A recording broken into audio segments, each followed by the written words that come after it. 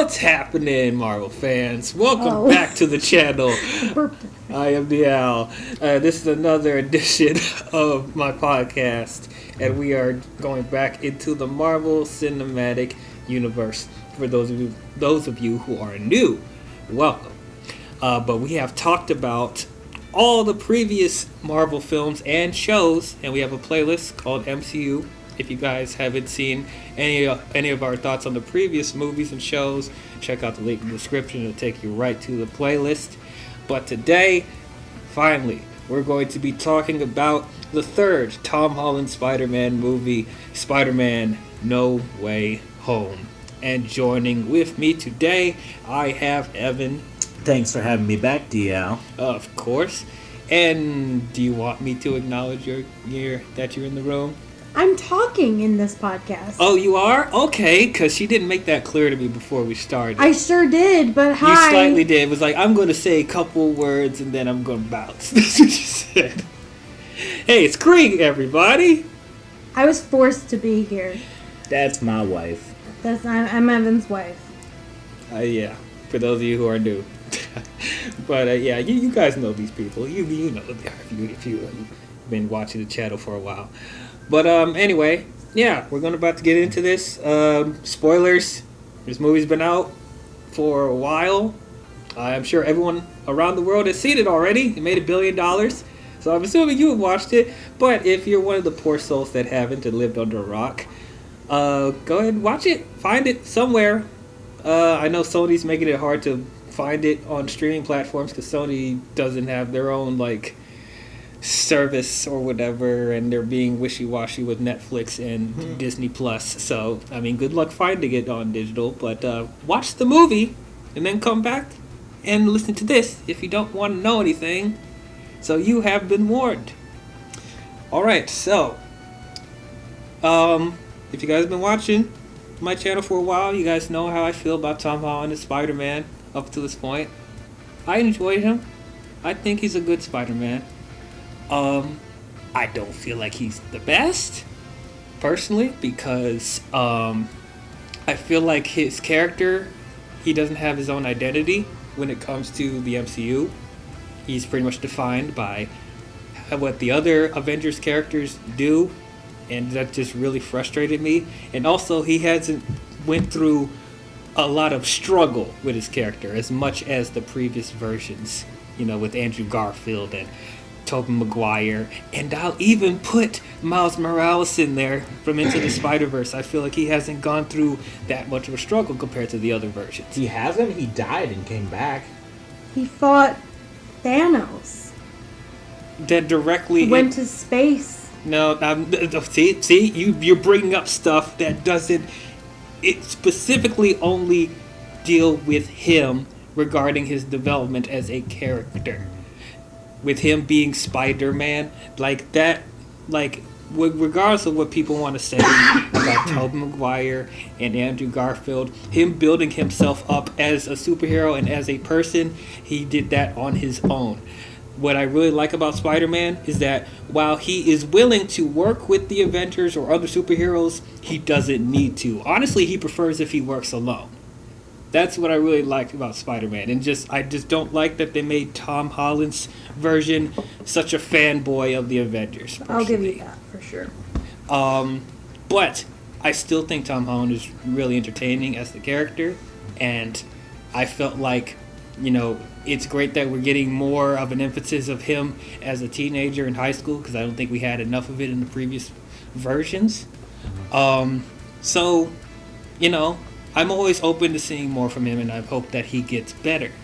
So, coming off of Far From Home, I thought Far From Home was fine. It didn't blow me away. Like I said, it just felt like there was a little too bloated for me as far as the story.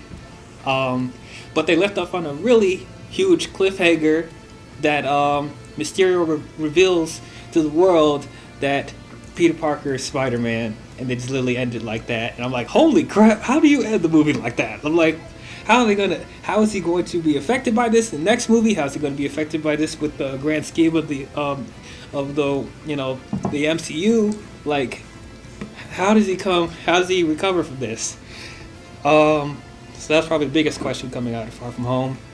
So going into this, with Phase 4, we know that they're like leaving a bunch of hints about the multiverse and stuff like that.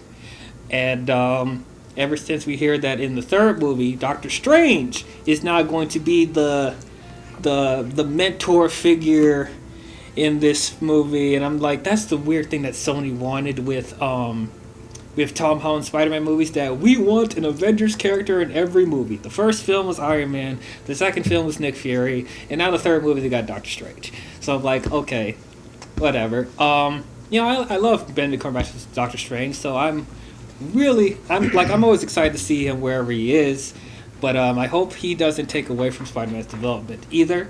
But with him being in No Way Home, they started to have more theories that, this movie probably will deal with multiverse stuff. And then when we get more news about it and we start seeing the trailers about it, that seemed to be the case, because especially when we see the trailer, who comes up in the trailer? Alfred Molina as Dr. Octopus? I'm like, whoa, wait a minute. They're really about to do this. The full-on multiverse stuff. We're not just going to tease anymore. They're actually doing it now. I'm like, it's crazy. I got really excited when I saw Alfred Molina again. Like, it was nuts. I can't believe they actually got him back. And then seeing also we're getting Green Goblin. William Dafoe's Green Goblin's coming back. Jamie Foxx's Electro. I'm like, that was nuts too. Sandman, like, crazy. Lizard too. Like, this is crazy. Like a little multiversal Sinister Five. That's nuts. Now, however, the one thing that they did not confirm was the possibility of Andrew Garfield and Tobey Maguire coming back. They never confirmed that, but. Me being on the internet and everybody getting all hyped for this movie, there have been so many people just theorizing and expecting Andrew Garfield and Tobey Maguire to come back. And I personally got sick of it. I saw everywhere across the internet, Andrew Garfield's going to be in this, they're going to appear in this scene, or they're going to do this, or blah, blah, blah, blah, they're going to work together against the Sinister Five. I'm like, they never said this, guys. They never confirmed it. It's got to the point where, once again, something that I was worried about, it's going to overshadow Tom Holland again. Like, it's no longer about him. It's about, look at these previous versions of Spider-Man coming back in this movie. Like, forget Tom Holland, even though he's supposed to be the current Spider-Man that everyone should be caring about. No, it's about nostalgia and all this shit. And I just got sick of it. So it kind of lowered my expectations for this movie after all that stuff was happening. So I was literally walking in the theater being like, well, I'm probably not going to get the development I want from Tom Holland, but, at least to turn my brain off, enjoy the nostalgia and the spectacle of it, I guess it'll be a decent time. We'll see what happens. So I went to the theater and saw this. And man, did I love this movie. I loved it. It was so great. I did not expect for it to be as good as it was. I think I'm ready to say this because it's been a while. I think this possibly is one of my favorite live-action Spider-Man films. I don't think it's better than Into the Spider-Verse, because in my personal opinion, that's the best Spider-Man movie ever made. But as far as live-action, it's definitely up there. It might be my favorite live-action Spider-Man movie. Now, I know people are out there being like, yes, there are plot holes in this movie. There are some inconsistencies in this film. I could easily pick this movie apart. But this is one of these rare cases where, yes, I know that there is some plot holes and inconsistencies, but I don't care. Because it's such an enjoyable movie. This felt like a celebration of Spider-Man, And I just thought the character moments in this movie, the fan service they did do in this film, like, it felt earned, it felt warranted. They're just some of the best character moments I've seen from a Spider-Man movie in a long time. So, yeah, I had a great time with this movie. I loved it. That's how I feel about it. Evan, tell us, what did you think about Spider-Man No Way Home? Yeah, I was really hyped for this movie. I was really digging the nostalgia, because I was a kid. Well, I mean, we were all kids. The three of us were kids when the Tobey Maguire Spider-Man movies came out. We were all in like elementary or middle school when that came out, and then we were in like high school when the Andrew Garfield films came out. So these were movies that we grew up with, and not even confirming the other Spider-Men, but just knowing about those villains returning. Those iconic villains. With the original actors coming back for a new movie in the MCU. I was sold on that alone. I was so excited to see what they were gonna do with the multiverse stuff, and this movie definitely did not disappoint. Mm-hmm. Definitely. All right, Green, to tell us, what did you think about Spider-Man No Way Home? I loved it. I thought it was... I don't even know how to describe it. Like, when Evan and I saw it in the theater, I just was freaking out the whole time. It was like I was living my childhood dream of seeing all these villains at the same time. And then Tobey Maguire was there, and then Andrew Garfield was there, and it was just like, it's just like I was having a heart attack because I was so excited. And yeah, that's pretty much all I have to say about it. I loved it. I can't find fault in it, really, except there's one thing about it that I don't get, but it has to do with Doctor Strange, so I think I should save it for the Multiverse of Madness podcast. Okay. Yes, sir.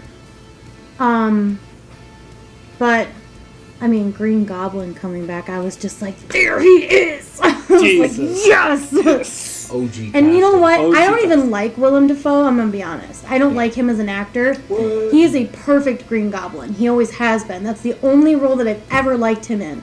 You already knew that, Evan. So you didn't like him in Aquaman as Volko? No. What? Mm. I felt like he looked out of place. Okay. He looked like a goblin in that movie. Yeah, he forever looked like a goblin. Yeah. I won't lie about that. Yeah. But anyway, so it was... I didn't really want to read anything about this movie beforehand. I tried my hardest. Mm-hmm. When I would scroll through Facebook and I would see like a rumor, I'd be like, delete, get off my newsfeed. Mm-hmm. Because I wanted to be excited. Someone that I know spoiled the whole last quarter of the movie for me. Mm. And I was pissed. And I got to the theater thinking, oh my god, I already know what's going to happen and I'm not going to be as excited. Nope, that didn't happen. Nope, I was hyped. Mm. I was like wanting to jump out of my seat a couple times. It was just great. It's a very, very, very good movie. This feels like Sony's answer to Disney's Endgame. Like, this is one of those big cinematic crowd pleaser movies. Yeah, for sure. I was an event heartbroken. I was heartbroken when Aunt May died.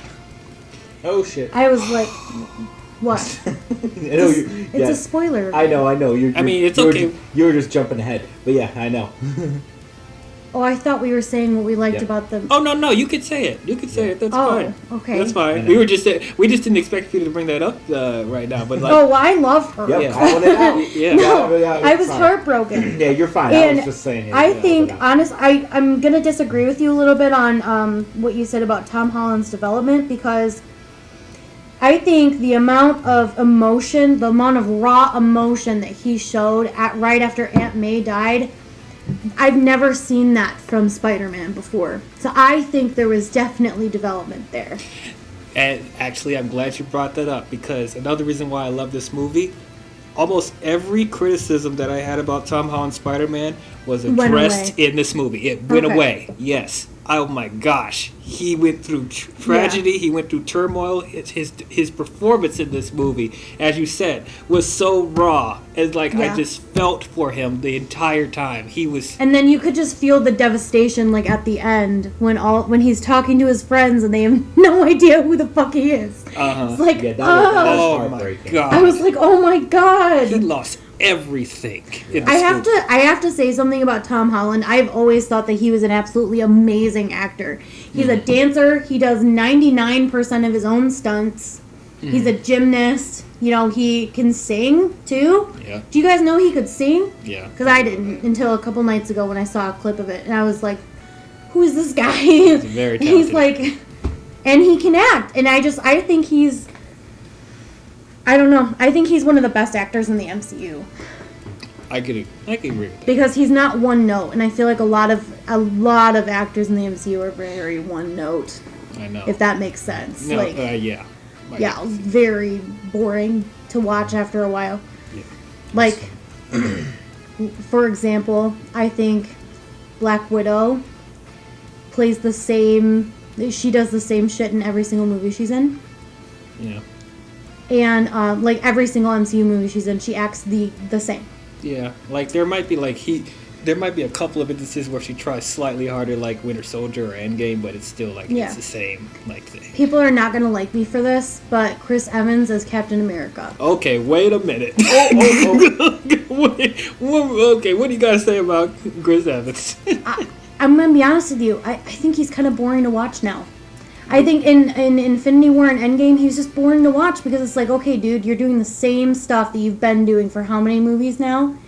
It's like, I didn't feel anything different from his character, and he's supposed to like be grittier, and because he's been on the run, and he's supposed to be Nomad at that point, right? In Infinity War. Yeah, in Infinity War. Yeah. And I didn't feel that. I didn't feel gritty, anything. I felt like, oh, look, it's the freaking Boy Scout again. He's got a beard and he doesn't have his shield. Yep, and he's wearing darker suit. Yeah. So he's basically emo. All right, we all went through one of those phases. Yeah. But he's America's ass.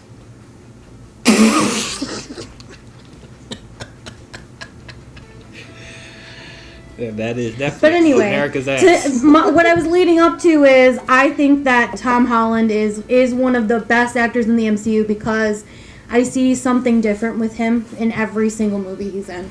I see different emotion. I see differences in the way he talks too, like his delivery, and I appreciate that. I'm gonna get a lot of shit for the Captain America comment. Oh boy, I'm gonna get in the comments. Don't get me wrong, I love Captain America. I love him. I love Chris Evans. I just think that after a while, when you're playing the same character for years, I can see how it would be boring. Yeah. You know, because Captain America is supposed to be a Boy Scout, but like, Spider-Man is also supposed to be kind of a Boy Scout. And Tom Holland and Tobey Maguire and Andrew Garfield were able to,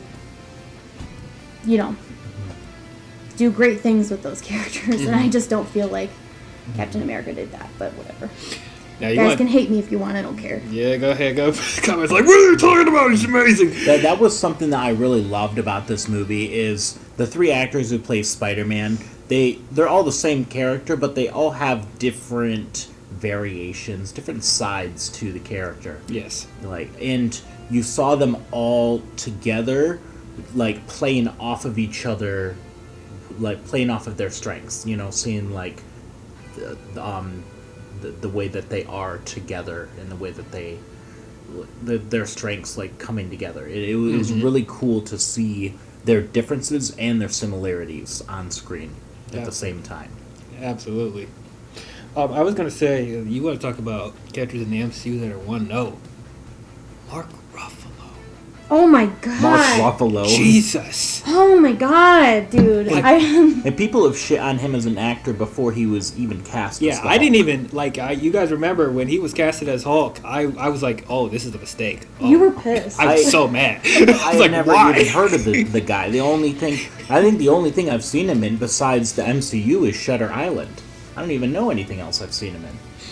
I forget the other movies that he was He's in a last time. rom-com, isn't he? He's in a with rom-com. Jennifer Gardner. Yeah, that's the one. That's one of them that I saw, and I was like, Isn't it? I think it was it 13 Going on 30? Or was it, No. Here, No. I'll look it up. yeah, that was one of the movies that I saw him in, and I was like, he's really bland. He's really bland. But, Yeah, for a romantic comedy, I remember him being super boring. Jesus. Oh yeah, it was 13 Going on 30. Yeah, right. Oh, and then he was in another one with her called Begin Again. Yeah. Oh, that was with Keira Knightley. Mm-hmm. I did end up loving him in the first 2 Avengers movies, but like after that, it just went downhill. And especially I've never loved him, man. Oh, Zodiac. He's in Zodiac. Too. Zodiac. And then after they destroyed his character in Infinity War and Endgame, just destroyed him. Talk about destroying his character. They destroyed his character in Thor Ragnarok. I hated that. And then when in Infinity War, when fucking Hulk would... Am I allowed to swear? Yes, you can swear. Mm-hmm. Oh, okay. I don't know. I don't expect him to get better in She-Hulk either. Oh, hold on. I was going to finish. What they did to his character in Infinity War, how Hulk wouldn't come out, that was bullshit. Because he fought Thanos. Yeah. Hulk doesn't act like that. No. Hulk doesn't have enough of a brain to act like that. I still want to see Yeah, the original fear. version of Infinity War where Hulk was in Wakanda. Yes. And like Yeah, all where that, the hell was all that? that shit was in the trailers, and then they reshot the movie. They reworked the film. Yeah. But anyway, yeah, this is a Spider-Man movie. We just Right. had to bring up those characters because we're trying to make a point. The point is, Tom Holland has evolved. Mm-hmm. And, you know, and his delivery and how he portrays Spider-Man is just amazing. I love him. Yeah. I think he's my favorite Spider-Man. Okay. I'm still But unsure. Tobey Maguire and Andrew Garfield, after seeing this movie and like feeling the nostalgia of Tobey Maguire, I don't like Tobey Maguire. Mm-hmm. I don't know if you knew that. Yeah. Did you know that? Yeah, Okay. because you talked about it in the previous. Oh yeah. They're tied for second for me, and it's very close.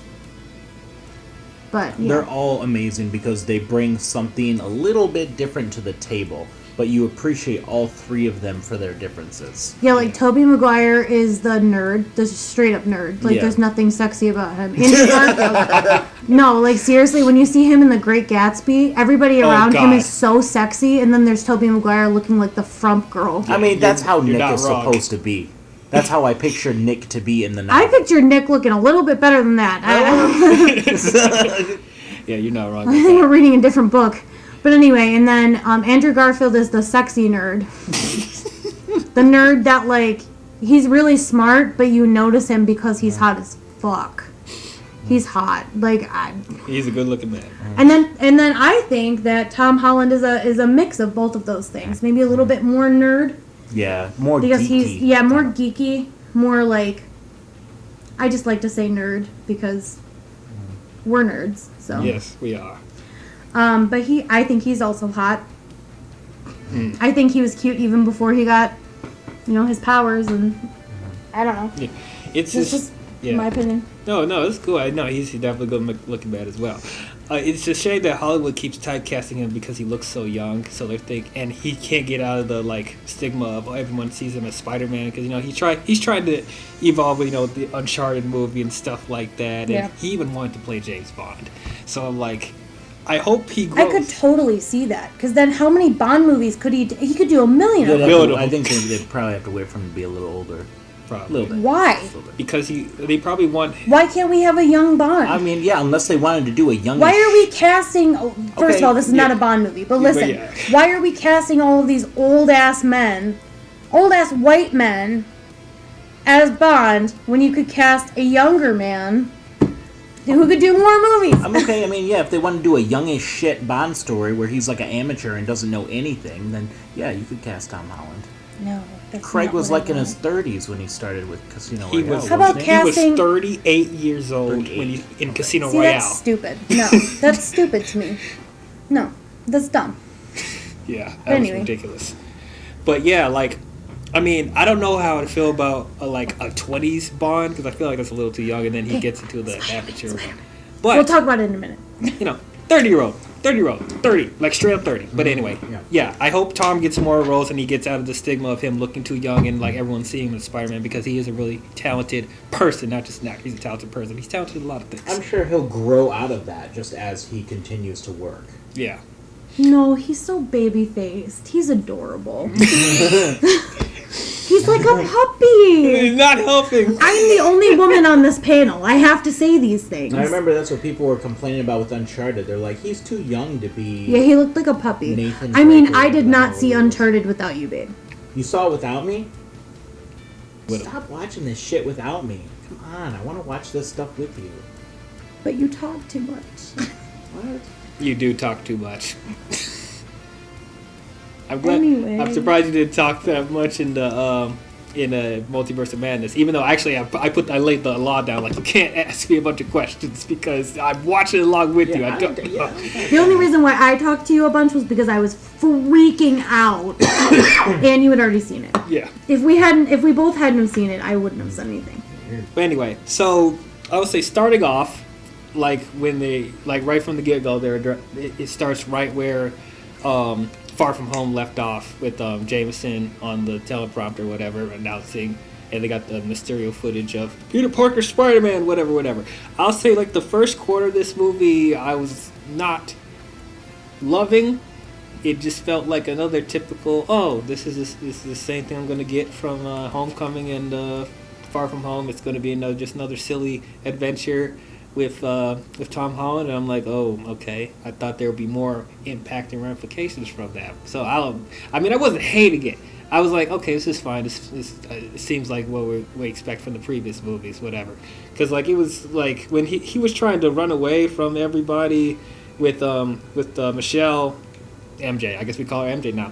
MJ, and like they were a bunch of jokes going on, and like there was that one gag when they got to the apartment and like he's half naked and Aunt May walks in with MJ That and cracked me Peter. up. I'm like, yeah, I mean that was kind of funny, I guess. Yeah, that was pretty funny. And then right in the middle of Happy and Aunt May breaking up and stuff like that, I'm like, oh, okay. Yeah, that was sad. Aww. Them breaking up. They're so cute. They were cute. Like, She's too good for him, though. damn. Well, he's a good man. He's a nice guy. He's a Duff. Anybody else get that reference? Yes, I definitely do. And then like when he's going to school, what? Why do you get it, Dwayne? Why do I You get it? sounded so offended. Oh, because I've been a Duff. I think I still am a Duff. But, I'm totally a Duff, dude. Like, I get it. Anyway. yeah, back to being the third wheeling Duff. Anyway, But we love you as the third wheel. yeah, I know. That's what I'm here for. But then like and then the stuff with him going to school and all the teachers and people are like, treating him different and stuff. It just was kind of wacky for me. I mean, there were some nice moments here and there, like because they're also trying to apply to college and he's not able to do that because everyone knows that he's Spider-Man and everyone thinks that he's a criminal for killing Mysterio, and then that's affecting MJ and Ned's lives as well because they can't apply to college because he's associated with him, like, and that sucks. that really sucks. That's so bullshit. it is some bullshit. So yeah, like Peter really felt bad for him about that, and though conveniently they were able to get out of trouble with the law because surprise, Daredevil is in this movie. What's the actor's name? Charlie Cox. Yes, Charlie Cox as Matt Murdock is his attorney to help him not get in trouble with the law. He was only in one scene. I didn't even think he was going to be in it. That was one of the rumors I heard about that. Oh, Matt Murdock's going to be his attorney in the movie. I'm like, really, guys? Really? They don't even they half the time they act like the Netflix stuff doesn't exist. There's no way Charlie Cox is going to be. It's canon.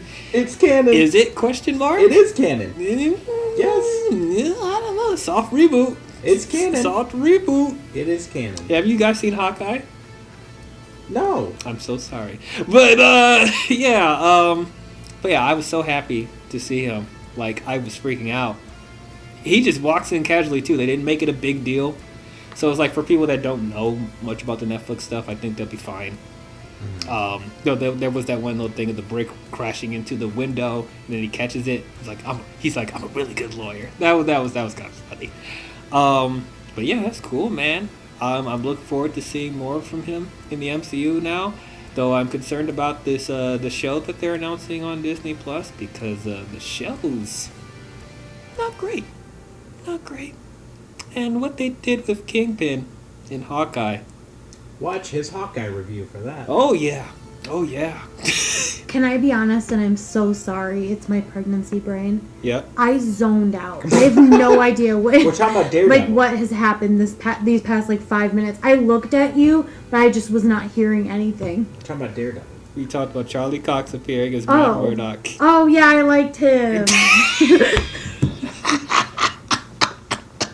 I'm very pregnant, okay? Yeah, they're about to have a third kid. So. Oh yeah. Oh thanks, yeah. And he's the godfather, so again for a third time. Again against my will. No, I'm just kidding. Against your will. Just kidding. We're done after He this. wants to. No more kids after this. But yeah, you liked Matt Murdock appearing? Oh yeah. Yeah. I love Daredevil. Yeah, Daredevil's great. Yeah. The Netflix shows. Did not care for his show after the first season. I still, Oh, you didn't like season 2? No. I mean, it's not as good as season 1, but Correct.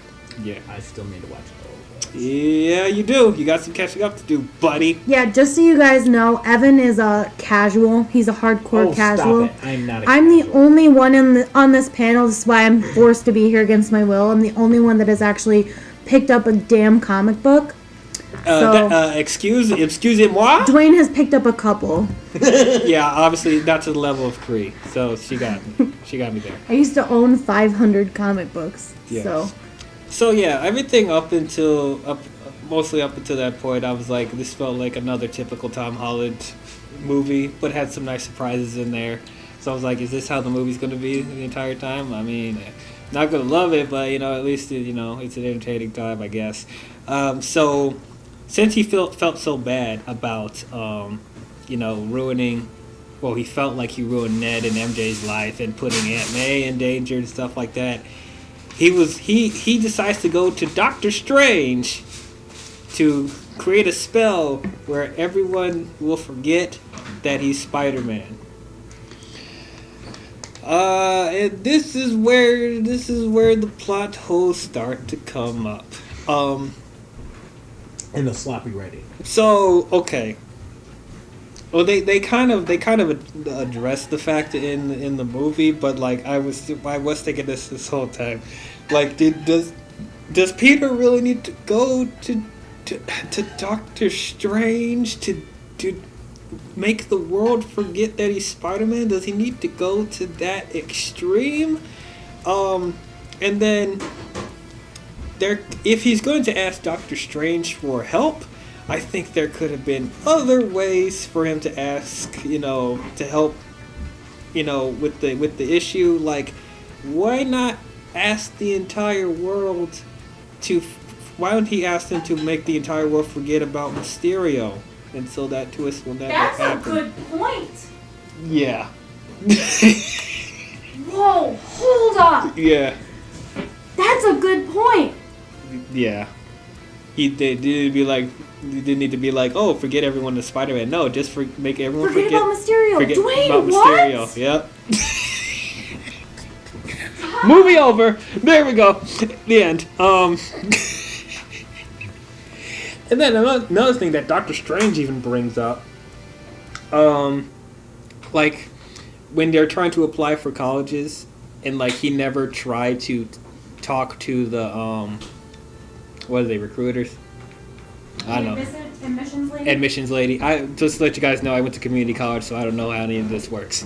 But he never even tried to talk to them about that before he went to do this drastic thing. And he doesn't talk about this with MJ, Ned, or Aunt May before he does it. Impulse decision. Mm-hmm.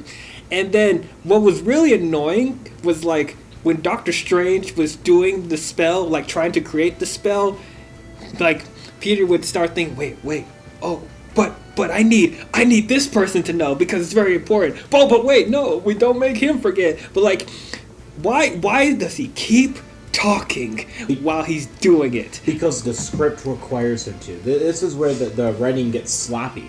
Literally, Doctor Strange fucks up the spell because Peter can't keep his mouth shut. And that's what creates the tear in the multiverse, because Peter was just being obnoxious and just kept talking and messed Doctor Strange up. And then it's kind of making, like, Doctor Strange look like kind of a moron, because, like, you see he keeps talking. Why don't you stop moving your hands and let him finish his thing before continuing it? Like, stop doing the spell, let him get it out everything that he wants, and then do it again. Like, don't keep doing it while he keeps talking. Yeah, so, like, it was silly. That was kind of silly. But yeah, I mean, other than that, I mean, I would say it was nice to see Benedict Cumberbatch as Doctor Strange. I thought he was really good in that, other than the weird writing with that as well. I like the back and forth that he does with Spider-Man, and it was like a different like dynamic that we got from Iron Man in the first movie, and then Nick Fury in the second movie. But like the stuff with Nick Fury in the second movie was kind of weird though, because it wasn't actually him anyway. Freaking Skrulls. What the fuck was that? No. Final Secret Invasion. Wong appeared as well, which, again, nice to see him. You need to make Strange Sorcerer Supreme again, please. Like, can you give him back his thing? Thank you very much. Man, he conveniently has to go off and do other stuff. Like, Wong always has to leave and do something. Like, what in the what in the world? So of course this is where the movie started to go into high gear for me. I think for a lot of people, when he goes to the bridge and tries to talk to the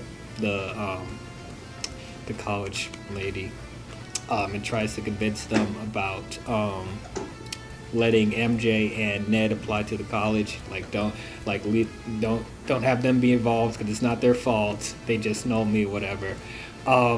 That's so because of the spell of Peter talking so much while Doctor Strange was doing the spell, it somehow caused villains from other multiverses to appear in his world.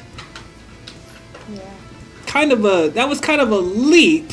Like, how did that have? What is him making everyone forget that he's Spider-Man have to do with the villains coming back, coming in from different multiverses? What does that have to do with it? It's a spell for Spider-Man. It's linked to Spider-Man. So, somehow, when Doctor Strange was doing the spell, it opened up other dimensions, but only the ones with Spider-Man in it. If that makes sense. And those are the closest dimensions to Earth 616. That's the world of the MCU is 616. Oh yeah, I'm using terms. Yep. We'll talk about that more in Multiverse of Madness. Yeah. Oops. But yeah, so that's my understanding. Is since the spell is linked to Spider-Man, when it ripped a hole into our dimension, it brought forth people who were associated with Spider-Man. Yeah. Because he's trying to make a spell for people to forget Spider-Man, but maybe it was rewritten, like he rewrote it accidentally for people who were like angry towards Spider-Man or like wanted to kill him or something because he was angry with Peter while he was writing the spell. Ah. If you think about it that way, I don't know. Okay. Sure. It's a bit of a stretch. Head-canon. It's a bit of a stretch. Kind of a stretch still. They pulled in these other people who knew Spider-Man. It's just not the right Spider-Man. Yeah. Well, actually, no. Ned did that himself. No. Ned was the one that brought him. He's talking about the villain. Oh, okay. Because you said, other people that The villains, yeah, like Okay. other people, like Other- our other people from other Oh, dimensions okay, yeah. who know Spider-Man. It's just not that Spider-Man. Yeah. That's how they got sucked in when Strange was trying to make this spell. Okay. Well, stretching logic. It makes sense but- to an extent. To an extent, I guess. Comic book logic. Comic book logic. Sure, this is to comic book logic to the 9th degree. But anyway, as I said, so this is where the movie started to get into high gear with me. when Doc Ock appeared on the bridge. Oh my gosh. Alfred Molina. I was freaking out. Alfred freaking Molina. He looked great. He looked great. Yeah, that was some good de-aging they did on him. Yeah. Yeah. Like, I was not taken out by it at all. Yeah. And like his tentacles, the effects on it look great. Yep. Another thing I should mention is like I'm surprised like the effects for this movie for the most part looked really good. There's a couple of shots where it's like, I can tell that's CGI, but like the effects were really good. And I bring this up because I know this is one of the movies that was affected by the pandemic, so they couldn't really do as much as they wanted to, in a small period of time. But yeah, I said the effects of this movie was really, really good, and that's probably one of the reasons why. Why is Sandman fully in sand form? Like, why is he doesn't turn into a human? Because they couldn't get him physically on set because of the pandemic, so they had to cut corners with that, and that's another reason probably why Lizard was the way he was as well. But but yeah, pretty much how it is. But man, that fight on the bridge with Doc Ock was so cool, was so good. I liked that the nanotechnology from Spider-Man's suit connected to Doc Ock's tentacles, and he was able to control them with his tech. I thought that was pretty great how they did that. Oh, and they fixed his chip. They did. They fixed his chip. Yeah, they fixed the chip. That was great. That was awesome. Yes. Why didn't anybody else think of that? That was one of my issues with Spider-Man 2, that people say it's one of the greatest comic book movies ever made, but has some of the dumbest writing in it. Well, I I mean, prefer Spider-Man 2 they over the addressed first that the one. chip was broken. It's just I don't think anyone knew how to fix it. But it's like, why Why couldn't Peter figure it out? He's supposed to be I this don't freaking know. genius. So he was too busy trying to get He Mary was too busy Jane. being a dumbass, Evan. Stupid. Yeah, he was too busy trying to get in Mary Jane's He's pants. too busy losing his powers because his heart wasn't in it. Heart That's wasn't in fucking it. bullshit. That's so so stupid. Okay, we're stupid. talking about Tom Holland. I'm just Okay. saying, everyone loves Spider-Man 2. That's the stupidest fucking subplot ever. Yeah, I did not Oh, like his that at heart all. wasn't in it. Yep. So he lost his powers? And for this Yeah. Wow. for this ungrateful bitch, Kirsten Dunst, Mary Jane. Like, I'm sorry, still don't like her at all. God, why does he love this chick? Swear. But anyway, but yeah, I thought that all that was really cool. Fixing the chip. Speaking of that, fixing stuff, I liked. This is another thing that people didn't really care for that much in the movie, because like they were expecting, oh, Spider-Man's going to fight and kill the villains and save the day, and that's it. But in this one, they were actually like, Spider-Man is going to go out of his way to help save the villains, like make them better. Mm-hmm. And I'm like, I mean, I really like that, because that really encapsulates what Spider-Man is about. He's about helping people. He's not about just fighting villains and killing them. You know, he doesn't want to kill anybody. That was one of my favorite aspects of the movie. I loved that because it made the characters seem more real too. These villains aren't just bad because they're bad. They're bad for certain reasons. Mm-hmm. You know, the psychological shit that's going on with Norman. Yep. That he can't control. Yep. Because the Goblin, you know, is evil, but Norman is not. You know, that with Doc Ock, you know, the chip being broken, they were controlling him. But once they got the chip fixed, Doc Ock was a good guy helping them out. That was awesome. Yeah, that was great. You want to say something, Chris? You got something to say? You know, the Goblin is kind of like the super soldier serum, where it brings out the worst aspects of your personality, right?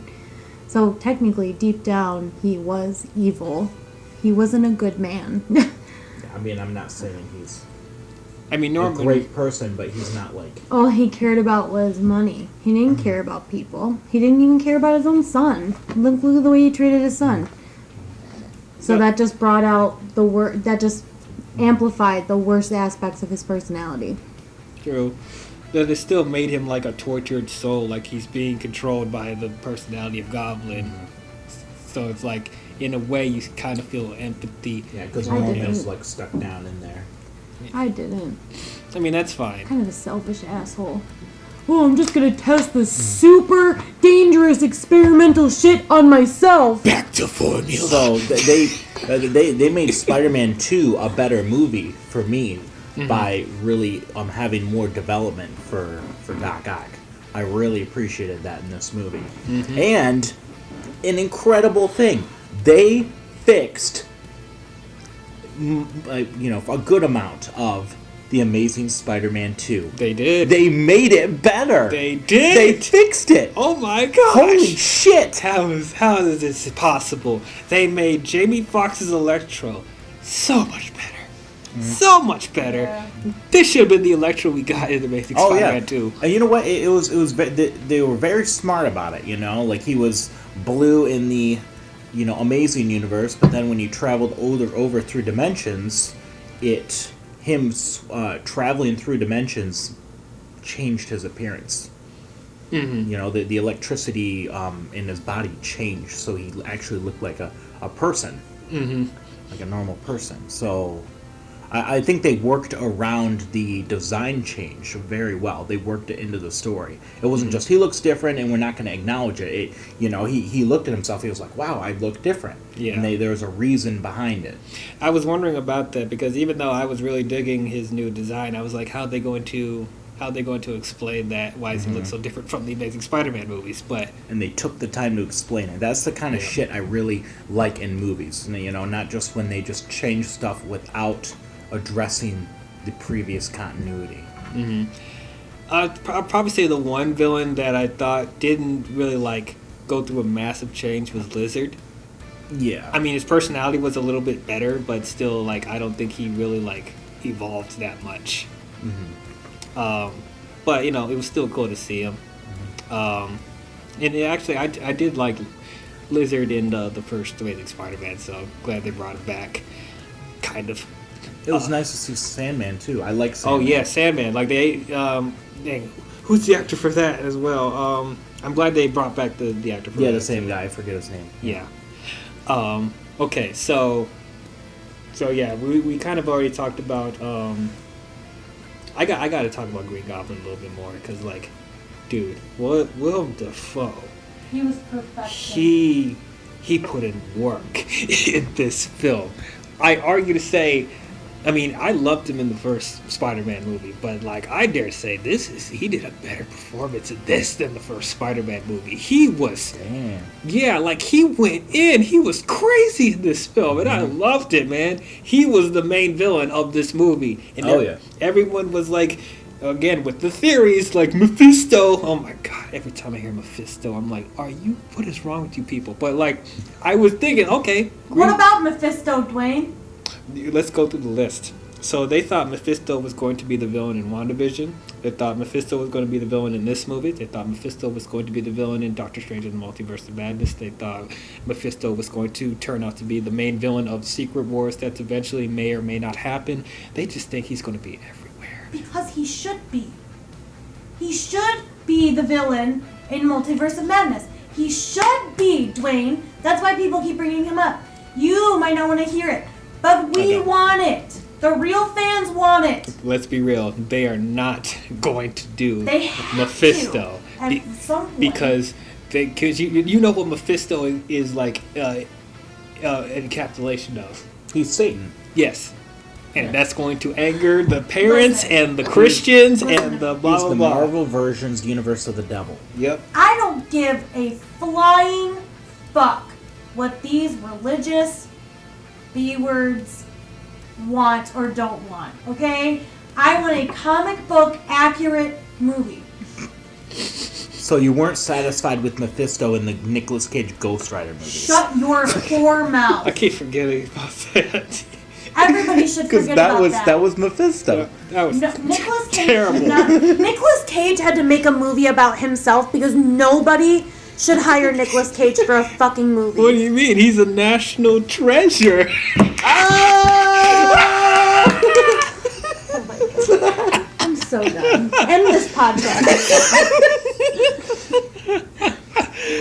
If you don't hear from Dwayne again, there's a reason. Oh boy. But I mean, if Mephisto appears in wherever, great. But I highly doubt they're going to do it. Highly doubt it. Anytime soon. Well, they've changed so many things. Exactly. They could change the way he looks. I guess. Not gonna be as fulfilling, but sure. I'd be fine. We'll see. But But yeah, Green Goblin was fantastic. He's the main villain of this movie. And like after this, I gotta say, I think he's become one of my favorite villains in the MCU. Like, man. They had to DH him too, didn't they? I don't know. He looks. William Dafoe looks really, looks the same. Yeah, he looks good for his age, so it's hard to tell. Yeah, but if they did, they did a good job. You know, same thing with William Dafoe. If that's the case. But yeah, just like how he's psychologically manipulating Tom in this movie. So going forward, you know, because there's 3 Peters in this movie, so we're just going to address them as Tom, Andrew, and Toby for the rest of this review, so we don't get confused. But what do you mean? It's Peter 1, Peter 2, and Peter 3. If you want to do that, that's fine. But No, I'm going I'm to call teasing you. Yeah, no. It's like Peter 1, Peter 2, Peter 3. Like, oh boy. But yeah, Tom, Toby, and Andrew. There we go. But how he psychologically manipulated Tom throughout this movie, and just the fight sequences too, when they're fighting like through the building, and he's like choke slamming them and throwing them across the floors and shit. I'm like, this is Goblin. I didn't even mind the fact that, you know, there's no mask or whatever, but I didn't even care. The performance came out of William Dafoe. His facial expressions, I thought from the beginning, like his facial expressions, his mannerisms, his goblin voice, he encapsulated the character perfectly. Do you want to know a fun fact about his Green Goblin? Yeah. So when he played, when he was all normal, they actually put fake teeth on him to make his teeth look nice. And then when he was the Goblin, that was his real teeth, because they said his teeth were so crazy looking and messed up that like they had to put fake teeth on him for when he was normal, like so he didn't look disfigured. Dang. Really? Yeah. Nice. I thought that was mean. I was like, what the hell? I mean, that is kind of mean, but like... I mean, he does attention kind of to- look like he has fangs. Like, his canine teeth do kind of stick out to the sides a little bit. Yeah, now that his teeth do look different, like in certain parts of the movie. So yeah, good job, Sam Raimi. Oh, I thought you were telling me good job because I knew something you didn't know, which Yeah, doesn't no, but happen good job. very Thank you for often. telling us. Yeah, thank you for telling. That's actually a cool fact. That's actually a really cool fact. But I thought it was. a nice detail that Sam Raimi did. But yeah, man, I thought that was great. It's gonna be really difficult going forward if they decide to do Goblin again, like an actual authentic Goblin for his world. How it's going to match Willem Dafoe's performance, but As long as it's not Dane DeHaan, we're good. right, we don't need that. We don't need that. Now, for people that know the comics, they were planting seeds or Easter eggs that this could be a possibility in the future. That because in the comics, Ned has a connection with him being the Hobgoblin. How would you guys feel if they decide to pull the trigger on that in the future Spider-Man movie where Ned becomes the Hobgoblin? I've heard of the Where Ned Hobgoblin. becomes what? The Hobgoblin. No. No. Shut up. I've heard of the Hobgoblin. I don't really know anything about him. Actually, Oh, he's the first shocker. Goblin. Before the Green Goblin. He was the original Goblin. Ooh, shocker. Evan doesn't know something. Honestly, I would want the Hobgoblin. With Ned turning into the Goblin, I don't know how to feel about that. I want it. But I definitely want to see Hobgoblin. I was hoping they were going to do that in the Sam Raimi movies, because like you see the helmet, they pass by the helmet in the third movie before Harry turns into the new Goblin. There's like the silver helmet. I think that was supposed to be a version of Hobgoblin. Yeah, it was supposed to be.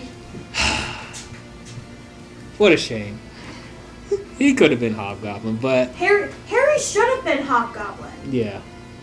Not this like new Goblin Power But Ranger. what? It's like No. He's the new Goblin. No. no, that sucked. That sucked.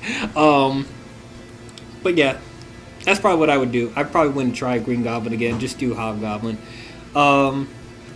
So before we get into the stuff that people are waiting for us to talk about, just want to talk real quick about Zendaya as MJ. I think she's great in this movie. The chemistry, the romance between Peter and MJ in this movie was great. It was so nice. I argue that I think it's almost to the same level as Gwen and Peter in the Amazing Spider-Man movies. It's very close. I don't know if I can say it's better, but it's definitely up there for me. 10 times better than what they were trying to do with Toby and Kirsten Dunst in those Raimi films. Yeah, I don't think it's as good as Andrew and Emma in the Amazing Spider-Man movies, but I wasn't sold on Tom and Zendaya in the first two Spider-Man movies, but this one won me over. I thought they were... Oh, you didn't like them in No Way Home? I didn't dislike them. Far From Home, sorry. I just wasn't sold on it yet. Like, I'm not really feeling it. I'm not really seeing it yet. She's still a little too weird and emotionally distant to where I can really feel like there's a connection between them. Mm-hmm. But in this one, I did get it. Yeah. But yeah, it was great. I think they were Tom Holland and Zendaya were dating in real life. So you definitely feel the chemistry between the two. It was really, really nice. They had some really, really good scenes together. That's how you be a good girlfriend, Kirsten Dunst. You actually are supportive to your man and not blaming him for all your issues. Great job. That's how you do it. And then Ned's Ned. I liked him. He was good. I really like the friendship dynamic between all three of them. Like they really feel like best friends, and they're going through everything together. They have their own system, the way they do things. Like I just like them playing off of each other. Marissa Tomei as Aunt May, great. Yeah, great. So good. Yeah, Creed talked about it earlier. I didn't. Oh my God, it took me off guard that they just killed him. They just killed Aunt May in this movie. That was a great plot twist. Aunt May ended up being Uncle Ben. Yeah. From a story standpoint. Yep, she's the one that tells them with great power comes great responsibility. That was genius. Like, it was a very smart and cool way to change up the story. Absolutely, because that was one of the things I was kind of upset with the first two movies. Like, where is Uncle Ben? Why does nobody talk about Ben? Is he even that important to his story? Like, it kind of personally upset me. Now, did I want him to see him get shot again? No, I did not. But just them acknowledging his existence, just a sentence or something like that, I would have been okay with it. But no mention of him whatsoever. It almost felt like he never existed. But seeing that twist, what they did with Aunt May, I'm like, oh, now I get it. He probably never did exist. There probably was no Uncle Ben in this dimension. Yeah. It was just always Aunt May by herself, and she filled those shoes. Yeah. So, I'm fine with it now. So I thought that was great. Yeah. Jon Favreau is happy. I thought he was good too. Yeah, not too much to say about him. It was cool that they were able to chill at his place while all this crazy commotion is going on. Yeah. Flash, still don't care for him. Do not care for him at all. No, this Flash Thompson is stupid. It's dumb. Now, I get what they were trying to do. They were trying to make it updated for this generation. Like, Flash wouldn't be like this big football jock, whatever. He would be like a Gen Z type of guy, whatever. Yeah, I don't like Gen Zs. I don't like just this. Like annoying and kind of just picks on them. Picks on them. Physically. Yeah. Whatever. I get what they were trying to do, but it was like, I just didn't care. And they tried to give him the blonde hair like the comics too, and I'm just like, you just look like a douchebag. I'm sorry, MCU. This version of Flash Thompson never fucking worked. No. Did you catch that? Well, you probably don't know because you're not like huge in the comics. But it's like, did you notice with that book he was trying to sell, Flashpoint? Did you see? Did they have to call it the book Flashpoint? Because that was like, I guess was that a shot at DC? I think it was. Like they like to call out DC in the movies too. Eternals, they were talking about Superman and stuff. I'm like, are they allowed to do that? But yeah, so that was kind of funny. But other than that, all right, let's get to the stuff that people want us to talk about. Let's talk about Andrew and Toby coming back. When they walked through those portals. Oh my gosh, my theater erupted for both of them. Both of them. I did, like, I mean, you know, Andrew has his fans, but I didn't expect for people to react as much as they did for Andrew. But, like, when he came through that portal, it's fun, though it's weird, though, because, like, when he went through the portal and you see him in the full costume, he has the mask on, nobody reacted. They waited. They waited till he took off his mask, and then they reacted. I'm like, but you know that's the Amazing Spider-Man costume. Why didn't you freak out then? Yeah, they probably didn't know which Spider-Man it was, or if they were going to throw another Spider-Man from another dimension, like, you know, one of the other whatever Spider-Mans, you know. I guess. But then when they realized it was Andrew, yeah, they freaked the fuck out. It was like, ah! Everyone, I mean, yes, it's funny, but I want to hear them talk. I want to hear it. But it's like, it's fine. It's cool. Andrew's back. Like, man, Andrew... He came to play. He didn't miss a beat. Oh he my God. felt like he just came off the set of Amazing Spider-Man 2. Oh, yeah, he was right there. Oh, my God. He was right back there. He was so good. He was so great. And then Toby walking through in his street clothes. Yep, they even do a shout out and be like, "Are you ready for? Are you dressed for battle? Or are you gonna look like a young youth pastor?" I'm like, that's it's funny. like, I got the suit on underneath you guys. I loved that line because to me, Tobey Maguire always looks like this young, like Lutheran youth pastor that's gonna pull a fucking guitar out at any time and start singing about Jesus. I cannot get that image out of my head now, but yeah, when Toby came through the portal too, like that's where everyone was just like, oh my gosh. Yeah, that was for me too. This was probably the craziest reactionary moment in a theater since Endgame, because, you know, after, I know this movie just made me feel better about Spider-Man 3 and Amazing Spider-Man 2. Like I was saying before, because, you know, I enjoy Spider-Man 3, but I know it didn't get as good of a reception as, you know, people would have liked, as, you know, compared to the first two movies, and then Spider-Man 4 got canceled. Yeah. So that was the last we saw of him, so it was sort of like a unfortunate ending for him. And then Andrew Garfield, we know he got cut short. They wanted to do more, but Sony just completely pulled the rug from underneath him.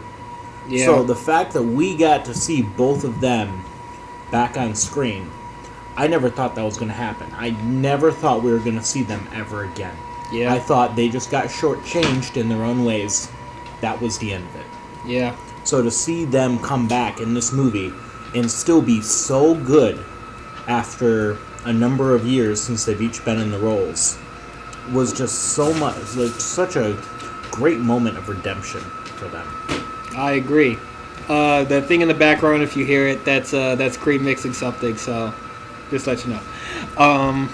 But yeah, and also I think this movie kind of made history, because I don't remember, or I haven't remembered a movie where, like, they brought in other incarnations of the same character, like, working together like this, you know? Like blending separate continuities like that. That's never really done in this way.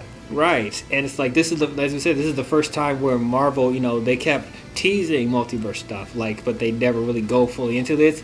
This fully feels like a multiverse movie, like, we're full on into it. Mm-hmm. But yeah, this is where I feel like this, as I said, this feels like a celebration of 20 years of Spider-Man, you know, just how they treated all the previous, you know, versions of the character with such care, you know? It's like they didn't just bring him in for fan service and it didn't make any sense. Like, and it wasn't just a cameo. No. They actually had significant roles in the back half of the movie. Mm-hmm. And Tobey Maguire came to play as well. It's been a number of years since he's been in the role. So it wasn't like stepping off the set for him, but he came back, and I don't think he really missed a beat either. I don't either, and he's in his late 40s, and he still looks pretty good. He looks great. Yeah. You can see it a little bit in his face, but he looks great. Mm-hmm.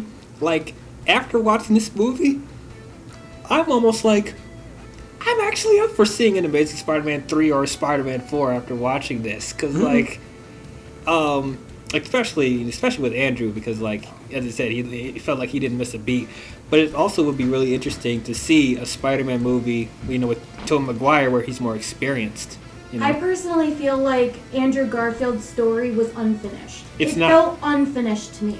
Yeah, it totally was. It totally wasn't finished. Yeah. Yeah. With Tobey Maguire, they concluded it pretty nicely at the end of Spider-Man 3. I mean, like, he's an adult now and figuring things out and everything. But, like, with Andrew, I was like, he's so lost. Yeah. He's like the Spider-Man in Into the Spider-Verse. Lost and doesn't know what to do with his life. And, I don't feel like they concluded anything. Yeah, I would have liked to have seen, what happened in between Amazing Spider-Man 2 and this movie, but I'm glad that they worked it into the script of how trying to help us fill in the gaps of what was going on, with him talking about how there was a good chunk of time where he was just feeling like revenge and hurt. Yeah, after Gwen's death. Yeah, he was really working in a dark place, working through a lot of this stuff. So just the fact that we were able to get this talked about, was, brought some sort of closure and continuation from it just ending abruptly. Yeah, I gotta say that moment right there where they meet Tom on the roof and they're talking about the people that they lost. Andrew talking about Gwen almost had me choked up. I'm like, oh my god. Yeah, that broke me in half. You felt it. I definitely did. And then when he caught MJ.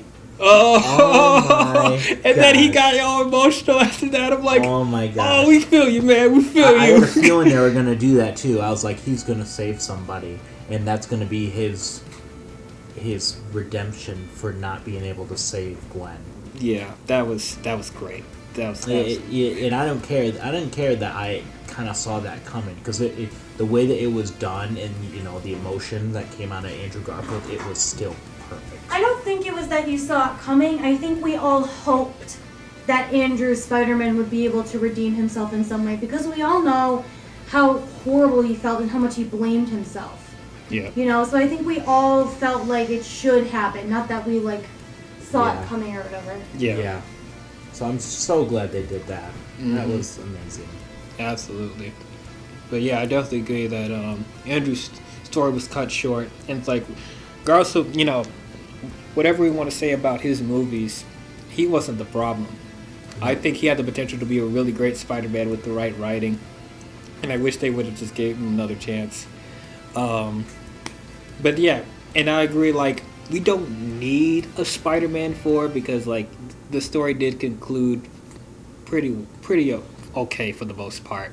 But as I said, I think it would just be an interesting dynamic that we haven't seen, that an older, more experienced Spider-Man dealing with life. I think that's probably the only reason I would be interested in seeing a Spider-Man 4. But don't force the story. If Sam Raimi has a story to tell, then he could do it. But we don't need it. You know what I think would be great is having a Spider-Girl movie or a TV show even with Tobey Maguire as her dad. I mean, Spider-Girl is the daughter of Spider-Man and Mary Jane. That would be awesome. That would be cool. That would be awesome. I think that would be really cool. Yeah. Because I personally kind of think his story is done as Spider-Man, for us. Not for him, but for us. And then in the show he can talk about stories from when he was Spider-Man and teach his daughter how to use her powers and stuff. Yeah, that would be cool. But too bad Sony wants to do a obligatory Spider-Woman movie. Shut up. Yep. Part of this Sony Spider-Verse that nobody wanted. They're not turning out very well for him either. Nope. Morbius, anybody? One decent movie and 2 duds. You're 1 for 3 right now. Yep. And the stuff I'm hearing about Craven, I'm not expecting it to change anytime soon. But we'll see. Here's I'm going to a little bit of a tirade. It's not going to take long. Why can't they just put these villains in a Spider-Man movie? You have Tom Holland there. You easily could make Spider-Man movies with these villains. I think they'll be more compelling. We don't care about seeing these villains become anti-heroes or just pretty much superheroes at this point. They don't feel like villains anymore. Like, what? Don't ruin these villains, man. I've been waiting so long for them to expand on his rogues gallery, and they're just treating him like crap. And now, like, Kraven and Chameleon, they're gonna ruin that, and I love Kraven and Chameleon. It's just, I just hate it. I hate it. I hate the Sony Spider-Verse. Yeah, we're gonna talk about Venom and Morbius at some point. Not excited about it, but yeah. Anyway, but yeah, the best parts of this movie was Tom, Andrew, and Toby playing off of each other. Just character exchanges. Them, just talking about how their worlds are, and them being just astounded with the different stuff that they can do. Like the one scene where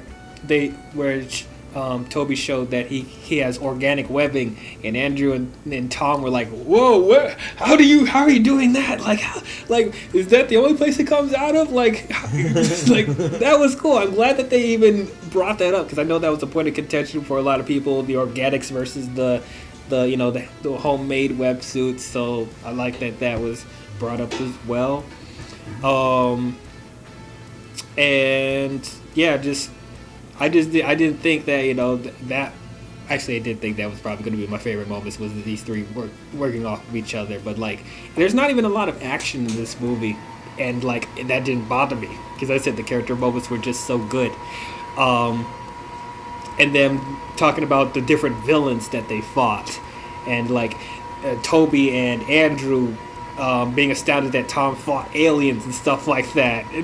That was in such a small little universe, just by themselves. Yep.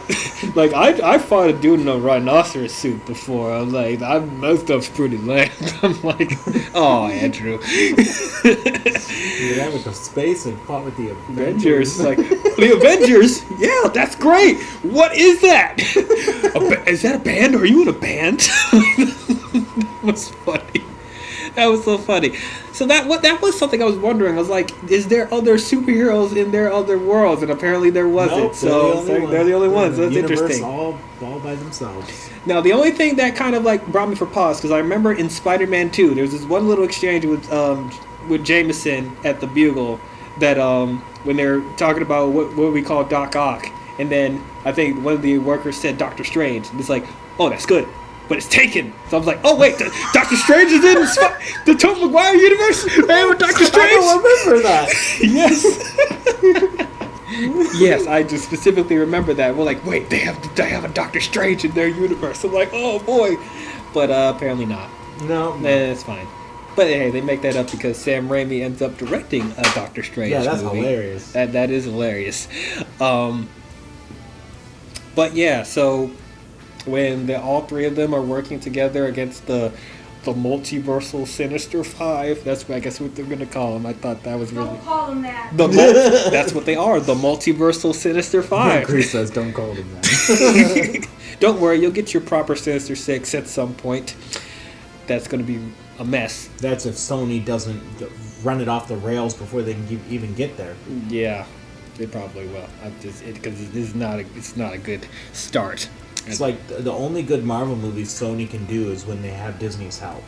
Right. Or Into the Spider-Verse. Like, that's literally the only successes they had. But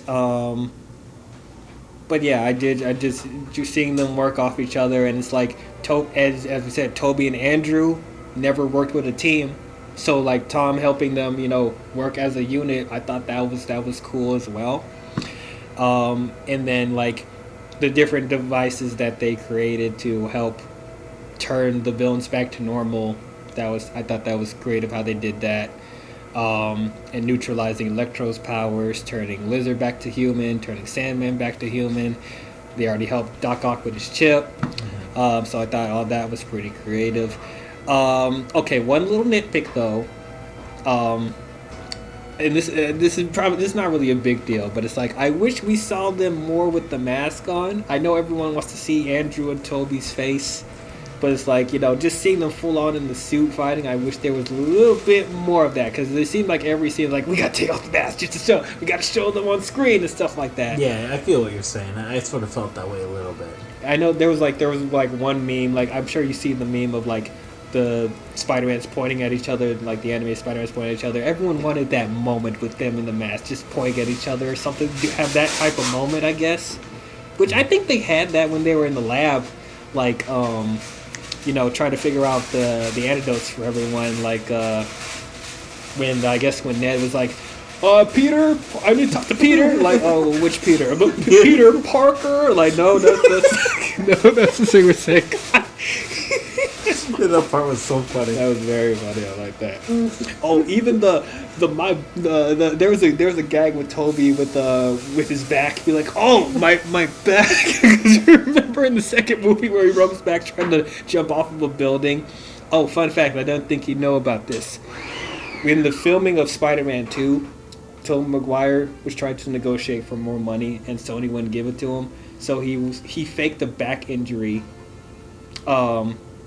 So because they wouldn't pay him enough, and then when they found out they were going to give the role to who was Mysterio, Jake Gyllenhaal. Jake Gyllenhaal. They were going to give the role to Jake Gyllenhaal for the sequel. Even though Toby had already played it. Yeah, because Toby was going to walk out because they didn't pay him enough. Yeah. Because he faked the back injury. Okay. And so since he heard that Jake Gyllenhaal was going to take his role, he was like, okay, I lied and stuff like that. And then I think that's where the back gag came into the movie from that. It was nuts. Weird. Oh, really? Yeah. Oh, that's weird. Yeah, it is nuts. Oh, wait, no, yeah, didn't he say my back in Spider-Man 2? Yep. Yeah. When he fell off the building. Yeah. My back. Yeah. My back. So for people that don't even know that behind the scenes stuff, it's not a big deal, but they know that's a callback to the second movie where he broke his back. Yeah. So that was cool. But yeah, I liked all that, and then the final fight with Goblin thought was pretty good. Like, he just dismantled everybody in there, like chops Doc Ock's one of Doc Ock's tentacles and stuff like that. And then there was a brutal fight between Tom and Goblin at the Statue of Liberty. That was really intense for Tom. So I thought that was one of the moments where he's showing more of his edgy side. So I liked seeing more of that from him. All right, so another weird writing thing. Doctor Strange coming back. Oh wait, actually, before we get into that, there was when Spider-Man and Doctor Strange fought in the mirror dimension and stuff like that. That was a very entertaining fight scene because Doctor Strange was going to just teleport the villains back to their world for them to deal with their fates because most of them die in the other movies. And Tom's like, no, we need to save them and stuff like that. And so they were going to use this magic box to teleport them back to their worlds. Then Spider-Man was going to take the box to prevent them from going back to their worlds, and then it ended up with Strange chasing him through the mirror dimension and stuff like that. I thought that was a really cool sequence. That was cool. Yeah. Now, it's kind of stretching it how, I guess they want to say, because there was the one point where Strange put him in his astral projection form, and then, but his physical self was still active with his mind. I'm like, wait, how does that work? And I know people are about to say, but he has spider sense, so he can still move his physical form. Like, okay, wait a minute. I don't know if that exactly works that way in his astral projection form, but okay, we'll go along with the comic book logic, right? And then when they get into the mirror dimension, he uses geometry to trap Doctor Strange in the mirror dimension? I'm not a math expert. You are, Evan. You could tell me that. Does that work the same way with him using mathematics to figure out the physics of the mirror dimension that way? Don't. Oh, so Creed probably does that. But that was just kind of weird to me. If that does make sense, then kind of is logical from that standpoint, fine. But I just thought that was kind of abrupt the first time I saw it. I'm like, oh, he just used math to outsmart Doctor Strange. I'm like, Okay, wait a minute. But all right, we'll just go along with it. They got to figure out a way to get Doctor Strange out of the picture somehow, because if Doctor Strange was involved, this movie would be done a lot quicker. But Yeah. that was fine. So okay, so let's get to the actual like weird thing at the end where Doctor Strange is trying to prevent the cracks in different dimensions from the different worlds of Spider-Man and the villains and other characters coming into the other world. Like, he's trying to stop that from happening, but the only way to do that is by making everyone forget that everyone in the world forget that he's Spider-Man. Even MJ, even Ned, even Aunt May, everybody, even the Avengers, even Doctor Strange himself. That kind of is an inconsistency when we get to Multiverse of Madness, but we'll get there. But okay, so I don't understand how that works. Like, why do they need to make everyone forget that he's Spider-Man in order for that to work? Because the spell was linked to Spider-Man. Okay. So all of Spider-Man's villains from every dimension were coming there. Okay. So when they forgot Spider-Man existed, then the spell was erased, because how the spell is supposed to work and why it's an inconsistency in Multiverse of Madness is because Doctor Strange wouldn't have helped him if he wasn't friends with him. Oh, yeah. If he didn't know Peter personally, Yeah. right? Yeah. So with everybody forgetting him, the spell would have never existed. None of that would have ever happened. Right. But then in Multiverse of Madness, he references those events. Those events. And he shouldn't remember that. So here's like probably like a stretch.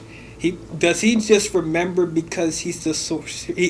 Actually, he's not the Sorcerer Supreme, but like, is it because they're like very powerful sorcerers and they're supposed to know all no matter what happens? no, doesn't matter. There's not some sort of memory restoration that he can do that no one else can have. He wouldn't have thought to do that. It was a spur of the moment type of thing.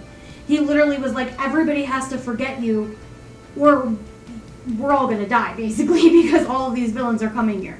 Yeah. And the dimensions are literally like ripping apart. They're gonna just collapse on each other. Yeah. Yeah. So yeah, I guess that's a plot hole in Multiverse of Madness. Yeah. Yeah. I agree with that. So he ends up doing the spell to make everyone forget, and that's another thing I didn't expect for them to do. Like, so he's just he lost everything. He lost his aunt. He's pretty much by himself, and now he has to forget his friends, his girlfriend, his association with the Avengers. So he's starting from complete scratch. I did not expect for them to go that far. I did not. Yeah, that was a very strong ending, very strong choice that he had to make. Yeah. But with great power comes great responsibility. Yeah. And he had to sacrifice people knowing who he was in order to keep everyone safe. Because he was the one who made the mess in the first place. By making Doctor Strange mess up the spell. Because he kept trying to make exceptions to the rule. Exceptions to the spell. And in the end, Doctor Strange was like, there can be no exceptions. It's an absolute. Yep.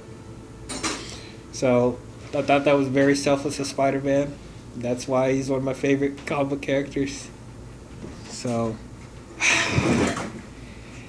see, it does make me appreciate with the other movies where I was like, man, they're just too hard on Spider-Man, is he? But like, that's the point of his character. Like, it's not all fun and dandy with him. Like, he has to like put his needs aside for the safety of the people that he cares about. So that really hit home for me. And then like also seeing where after the spell was made, him tried to talk to MJ and at his job, and she doesn't remember him. Well, that broke me. Oh, that was so upsetting. That was very, very upsetting. Like, I'm wondering what he's going to do in the future movies. And it's like, how is he going to deal with that? having to figure out a way to like remake the friendship and relationship with everyone. You know, that's it's crazy. It sort of reminded me of the butterfly effect in a certain way. Oh, God. To where like he did something that caused consequences, and now he has to live with them, even though it's not something he would want to live with. Yeah. So that seriously felt like a butterfly effect moment. Yeah, you love that movie, don't you, Dwayne? It's a very well made film, but I don't want to watch it ever again. It's very depressing. Gosh, that movie's so exciting. If anyone hasn't seen it, you should go watch it. Great time travel movie, The Butterfly Effect. Very exciting. Yeah. Another person we didn't mention, J.K. Simmons back as J. Jonah Jameson. I thought he was good, and it's like they didn't try to recreate the same like version from the Raimi movies. Like it was a different version. It was more like an Alex Jones inspired version of Jameson, which I appreciated that. I thought that was cool. Yeah, I mean, initially I thought it was weird. Like, why can't they just recast Jameson? Because, you know, they got recastings for everyone else in the MCU for these characters. I was like that way too. Yeah, but, you know, thinking about it, it's like, okay, you know, if we're just, you know, it's its own separate thing. Yeah. It happens to be the same actor, but, you know, he's older. It's a little, you know, the characterization is a little different, so. Yeah. Yeah, I was fine with it. It was fine. Now, Marvel, that does not give you permission to bring back other versions of Marvel characters. No, I still want a new X-Men. I still want a new Fantastic Four. Don't keep doing this stuff. Even though I was happy that that Professor X, Patrick Stewart came back in Multiverse of Madness. Don't make him the main Professor X of the MCU. Don't do that. Oh yeah, bring a new one. Bring back James McAvoy. No, completely new. Yeah, completely new. I know. Please, no. What you got to say, Craig? Even though James McAvoy really is the second coming of Patrick Stewart. No, he was. No, I give him his props. He was a great Professor X. And yes, I want a new Wolverine. Oh no! New Wolverine. Hugh Jackman. No. First of all, give me a short Wolverine, please. I don't want a 6 foot tall. What is it with you and my dad wanting a short Wolverine? Because that's the character. I'm fine with that. That's the character. He's supposed to be short. I understand that. Just imagine our reactions of like Toby and Andrew seeing them as Spider-Man again, but seeing Hugh Jackman show up as Wolverine again. Oh my gosh. Yeah, that would be nuts. No, even they don't have to have him be the MCU Wolverine, but he could show up from another dimension. Yeah, maybe in a Secret Wars type of thing or something. That would be cool just to see him show up like as an alternate version. Yeah. And plus, there's not enough short actors in the world. We need more. I need more representation. You want Peter Dinklage as Wolverine? Not that short. Jeez. No, give me some. How tall is Wolverine supposed to be? Isn't like 5'5". Yeah, 5'5". But I'm okay with 5'7" or 5'8". But like, don't go any higher than That's that. how tall Evan is. Evan's 5'8". I'm 5'8". Okay, don't go any higher than that. Yeah. Hugh Jackman is so tall. So tall. It was strange to see the first time I saw it. Like, he's a great Wolverine, but it's just like, it was just odd seeing him very. He is the Wolverine. No one else is the Wolverine. Oh, wait till they get another one. Then you'll be like, but wait, if we have 3 different versions of Spider-Man, then we have 6 different versions of Batman. Like, yeah, that's the problem. We don't need 6 fucking different versions of Batman when half of them are shit. His words, not mine. Fight me. And then how Your many? wife is about to fight you.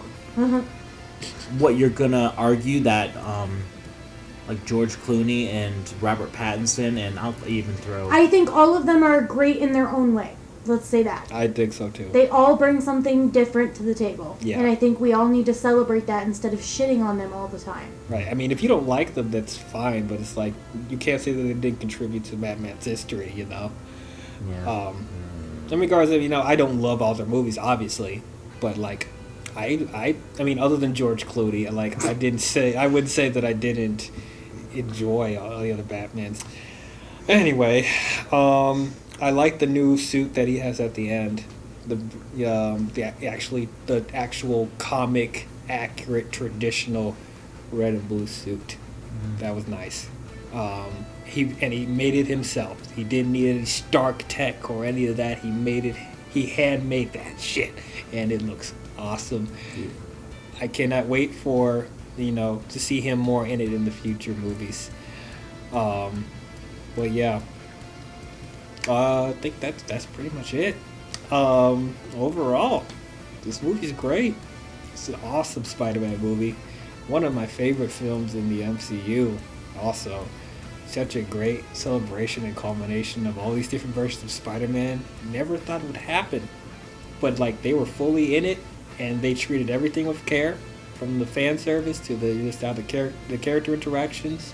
The story was pretty good. There were some inconsistencies and plot holes here and there, some weird writing here and there, but like as I said, I just didn't care because everything else was just so strong. It addressed pretty much all the criticisms that I had with not only Tom Holland, but even the issues that I had with Tobey Maguire and Andrew Garfield's movies. Andrew Garfield and Tobey Maguire were great in this movie. Tom Holland, I'm really loving him as Spider-Man now. Can't wait to see more of him. Zendaya was great. Ned was great. Aunt May, can't believe we lost her, but she was great. Willem Dafoe as the Green Goblin. On point. All the villains were great. Even Jamie Foxx's Electro. Oh yeah, so much better. He was great too. Yeah. So yeah, I will say that Spider-Man: No Way Home is greatness, baby. Evan. All right. Uh oh. No. This isn't an pause. This isn't an pause. I'm just thinking. So it seems like a lot of the reviews that I've done with you, I end up giving it a greatness. Mm-hmm. I feel like this movie falls in between, a greatness and a perfection.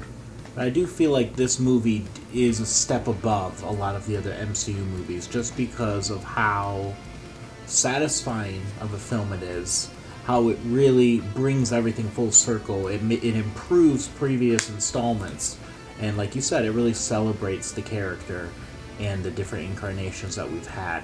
So while I don't think it's a perfect movie, I do think it deserves the perfection rating because it is a league above a lot of the other MCU movies. Oh, all right. Cool. Okay, Cree, well, tell us your final grade. Okay, based off of your grading scale, I think that it's greatness because I do have very minor issues. I don't think it's total perfection. Okay. I have some very minor issues, but I would watch it. I would watch it 10 more times. Mm-hmm. So I don't know. Maybe I should put it in between greatness and perfection, like Evan did, because. But I gave it a perfection because I think it did enough to reach above some of the other greatnesses that I've given to some other reviews that we've done. So that's why I gave it a step up. Oh, okay. Then I'm different than you because I think that there are other movies in the MCU that are more perfect than this movie. So I guess a greatness. Yeah, like I was really contemplating giving it perfection because, like as Evan said, like there's so many good things that they did right that makes me overlook the issues. However, the issues in there, like, I can't completely ignore them, and it's like, yeah, there are other movies in the MCU where I feel like the writing is stronger overall. Like this, okay, so here's probably something that probably sounds unfair, but like I think it's the truth. I feel like as great as this movie is, like if we take away the Andrew and Toby stuff, I don't feel like it would be as strong. It would still be a really good movie, but like that's what brought it over the edge is the Andrew and Toby. I think definitely what drove it home. I personally think the story is a tiny bit of a mess. Oh, it is. And if they weren't bringing back those, the most famous Spider-Man villain, I don't know why they have to do only the most famous Spider-Man villains. Why can't we do other ones? Because that's the ones that people care about, I guess. Exactly. So I don't think if they wouldn't have brought those guys back and then Tobey Maguire and Andrew Garfield, I don't think I would like this movie very much, I'm going to be honest. Because I think it would just be all over the place. Yeah. I feel like it's supposed to feel chaotic, though, because There's a lot of chaotic stuff going on. It can feel chaotic, but also coherent at the same time. I know that's kind of like an oxymoron. Yeah. But like the pacing, like the way that, not the pacing, the emotion in it can feel chaotic. Like you can feel like, oh my gosh, a lot is happening. But at the same time, the story can be more put together. And it was not. The writing was not good. Yeah. The writing was not good. Yeah. So I just think with those issues, but like at the same time, I can overlook some of those issues because I did love this movie. Mm-hmm. So I think I really am in the middle between greatness and perfection. I don't think I can pick one or the other. If I was to give it a letter grade, I'd give it an A because I don't think it would. I don't think it reaches an A plus. I would give it a B plus. I'll give it an A minus. Yeah. So, yeah. Interesting. Okay. But yeah, that is our thoughts on Spider-Man No Way Home. Tell us, what did you guys think about it? Did you guys love it? Did you guys hate it? Did you guys think it was okay? Comment your thoughts down below and let us know. All right. Oh, I'm almost caught up. I am almost caught up. The next film we will... Oh, wait. Before we leave, we got to talk about some credit scenes. Oh, yeah, credit scene. Yeah, the credit scenes. So, I think there's just one credit scene, which was pretty much just it's a trailer for Doctor Strange in the Multiverse of Madness. So, oh wait, Yeah, shoot, okay. But anyway, before we get to that other credit scene, yeah, the trailer for Doctor Strange in the Multiverse of Madness, it looked cool. Yeah, visually it looked cool. I'm excited for it. I'm always up for some more Doctor Strange. It looked more kooky. It looked more weird. So yeah, looking forward to it. Okay, so the other credit scene is... Okay, so if you guys have seen Venom Let There Be Carnage, in the credit scene for that movie, Eddie and Venom were transported to the MCU world because their world is like a separate Sony verse that's adjacent to the MCU. So yeah, they're a different dimension. yeah, so apparently, I guess it's alluding that the spell that Doctor Strange did caused them to transport to their world. I'm assuming Because the Venom symbiote that's with Eddie knew a different Spider-Man. right. So that's why they got dragged along. Okay, so yeah, so they got transported to the MCU world, and they're in Hawaii, and they're at this bar, and Eddie keeps questioning the bartender about the MCU world and everything that went on. So I guess he was explaining the Avengers and Thanos and stuff like that, and he's just not getting it. He's like, wait, so you mean to tell me? And then Venom's just getting pissed off at him, be like, why do you keep asking him this? Stop it! We're like, it's like, and then and then You did that perfectly. yeah, I'm very good at impressions. But anyway, so I guess after Strange put everything back to normal at the end of the movie, Eddie got transported back to his world. But a piece of the symbiote was left in the MCU. So I guess that's their way of introducing Tom's proper Venom in his world, if they wanted to, or if they want to do the black suit with Tom. That's their way of doing that. Okay. That would Of be course. interesting. Yeah. That would be interesting. Yeah, it would be Because we interesting. don't really see Tom Holland's Spider-Man get like violent Right.